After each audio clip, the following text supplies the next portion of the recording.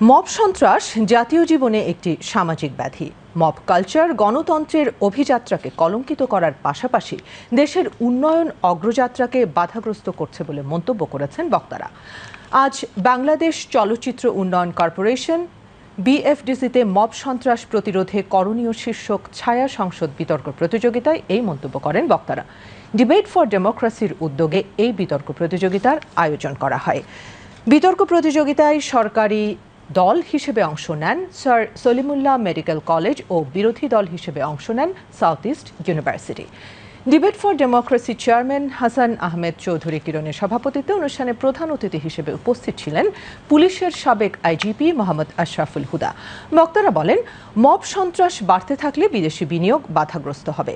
Mob সন্ত্রাস প্রতিরোধে জনগণকে জোরালো ভূমিকা পালন করতে হবে। বিতর্ক প্রতিযোগিতায় স্যার সলিমুল্লাহ মেডিকেল কলেজ বিজয়ী হয়। পরে বিজয়ী দলকে পুরস্কার প্রদান করা হয়।